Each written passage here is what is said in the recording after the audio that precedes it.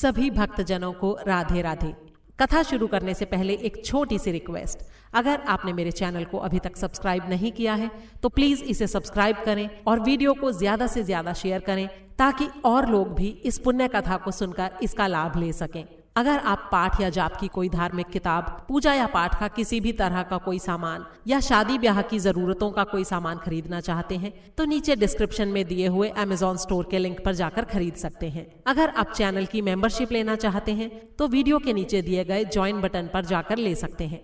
कार्तिक मास की सारी कहानियों को एक साथ एक ही वीडियो में सुनने के लिए ऊपर आई बटन पर क्लिक करें। कार्तिक के महीने में विशेष फल देने वाली माँ लक्ष्मी जी की कहानी और विष्णु सहस्त्र नाम सुनने के लिए भी ऊपर आई बटन पर क्लिक करें। तो शुरू करते हैं आज की कथा।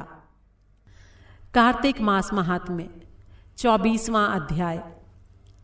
सूत जी के इस प्रकार कहने पर ऋषि आश्चर्य से कहने लगे, हे सूत जी, ये कितने विस्मय की बात है कि अदिति अग्नि में नहीं जली और ना ही उसे इसका पता चला।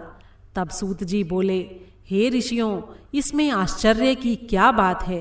जिन भगवान के स्मरण मात्र से सारे संकट दूर हो जाते हैं, उनका ध्यान करने वाले भक्त को भला कौन कष्ट दे सकता है। जब अग्नि शांत हुई तब भगवान विष्णु स्वयं अदिति के सामने प्रकट हुए और बोले, हे देव माता, तुम्हारे इस कठिन तप से हम बड़े ही प्रसन्न हैं। आप इच्छित वरदान मांगिए। भगवान विष्णु को अपने सामने साक्षात उपस्थित देखकर अदिति ने बड़े ही विनम्र भाव से उनकी स्तुति करते हुए कहा, हे भगवान, आपके सिर्फ स्मरण मात्र से सारे क्लेश दूर हो जाते हैं और आपके चरण कमलों की सेवा करके भक्तजन परम सिद्धि को प्राप्त करते हैं। ऐसे आप भगवान को मेरा नमस्कार है। देवता, नदी तथा समुद्र आदि सभी कुछ आप ही हैं, इसलिए आप मेरे पुत्रों की रक्षा कीजिए और उन्हें निष्कंटक राज्य दीजिए। अदिति के ये वचन सुनकर भगवान कहने लगे, हे देव माता, अब मैं पुत्र के रूप में तुम्हारे यहाँ जन्म लेकर असुरों का संहार करूँगा। इतना कहकर अपने कंठ की माला अदिति को देकर भगवान वहां से अंतर्ध्यान हो गए। इसके पश्चात देव माता अदिति अपने आश्रम में चली आई।